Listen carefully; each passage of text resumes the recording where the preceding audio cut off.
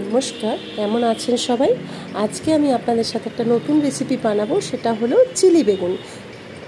Chilli পনির, chilli fish অনেকেই শুনেছেন, এটা কিন্তু সম্পূর্ণ আলাদা পদ্ধতি। এটা আমি বেগুনই বানাবো না, গোল গোল করে কাটা দেখে মনে হতে পারে তো বেগুনি না, চিলি বেগুন। তার জন্য নিয়েছি ক্যাপসিকাম পাতলা করে কেটে নিয়েছি, টমেটো কেটেছি, 1 চামচ মাত্র ধনে গুঁড়ো আছে, বেসন আছে, আর কাঁচা লঙ্কা আছে, ধনে পাতা আছে, মৌরি গুঁড়ো করে নিয়েছি, আর লঙ্কা, হলুদ আর কাশ্মীরি লঙ্কা একসাথে আমি নিয়ে রেখেছি। একসাথে সাজিয়ে নিলে কি হয়, রান্না করতে সুবিধা হয়। তো চলুন তাহলে রান্নাটা শুরু করি। প্রথমে কড়া বসিয়ে নিয়েছি, কড়া বসিয়ে নিয়ে আমি এখানে তেল দিয়েছি। তেলটা পরিমাণ মতো, যে যেমন তেল খান সেখানে তেলের পরিমাণ কম বেশি করতেই পারেন। প্রথমেই দিয়ে দিলাম আমি মৌরিটাকে, যে মৌরিটাকে একটু দানা দানা করে গুঁড়ো করে নিয়েছিলাম সেটা দিলাম। মৌরির একটু গন্ধ ছাড়তেই আমি এখানে দিয়ে দিলাম বেসনটা।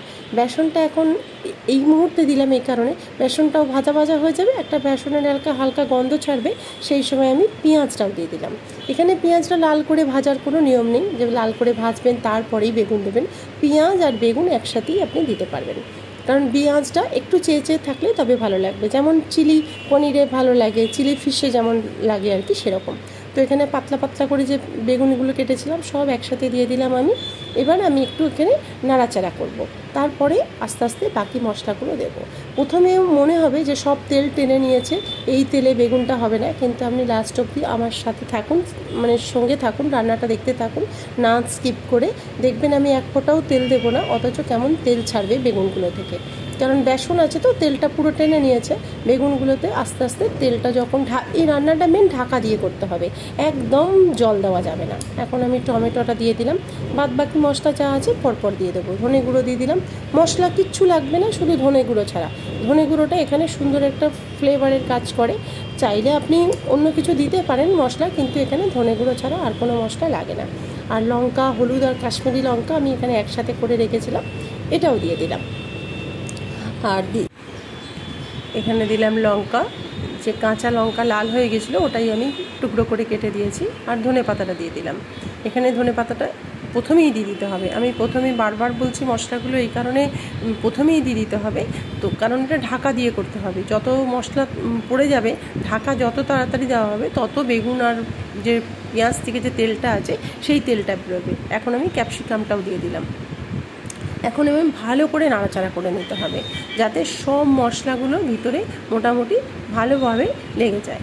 আর এখানে আমার বলা হয়নি, আমি নুনটা ক্যামেরাটাকে অন করতে ভুলে গেছিলাম, আমি নুনটা এখানে দিয়ে রেখেছি, তাহলে মনে হতেই পারে আমি নুন ছাড়া কী করে রান্না করছি।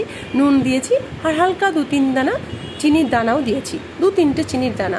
মিষ্টি যারা পছন্দ না করেন, মানে মিষ্টি দরকারই নেই, কারণ এখানে সস দিতে হবে। দেখুন ঢাকা দিয়েছি, কতটা তেল তেল হয়ে গেছে। এখন আমি এই মুহূর্তে একটু সস দেব, একটা টমেটো সস দিলাম, আর অল্প একটু সয়া সস দিলাম। এখানে যেহেতু চিলি পনিরে যেরকম হয়, চিলি বেগুনেও সেই জিনিসটা, সেই টেস্টটাকে রাখার জন্য। তো বন্ধুরা দেখলেন তো চিলি বেগুন কত তাড়াতাড়ি রান্না হয়ে গেল, ঘরে চটপট এইটুকু মাত্র, শুধুমাত্র বেগুন, টমেটো আর এইটুকু জিনিস থাকলেই তাড়াতাড়ি আপনি চিলি বেগুন রান্না করে নিতে পারবেন। আর একটু ভালো গন্ধের জন্য ওপর থেকে ভালো ঘি একটু দিয়ে দিলাম। তো এখন আমার রান্না পুরো কমপ্লিট। তো দেখুন কি সুন্দর দেখতেও হয়েছে, আর খেতে অসাধারণ হয়েছে। যদি আমার কথা বিশ্বাস করেন, একবারের জন্য হলেও একবার রান্না করে দেখবেন, কি টেস্ট হয় আমি বলে বোঝাতে পারবো না। আমার রান্না এখানে কমপ্লিট, আর আমি থাকতে পারছি না, আমি একটা রুটি নিয়ে এক্ষুনি খাবো।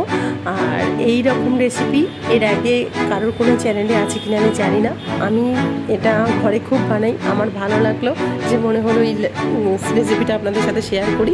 যদি আপনাদেরও ভালো লাগে, লাইক, কমেন্ট, শেয়ার অতি অবশ্যই করবেন। সঙ্গে থাকবেন, ভালো থাকবেন। এরকম নতুন নতুন রেসিপি পাওয়ার জন্য কমেন্ট করে অতি অবশ্যই জানাবেন। সঙ্গে থাকবেন, ভালো থাকবেন।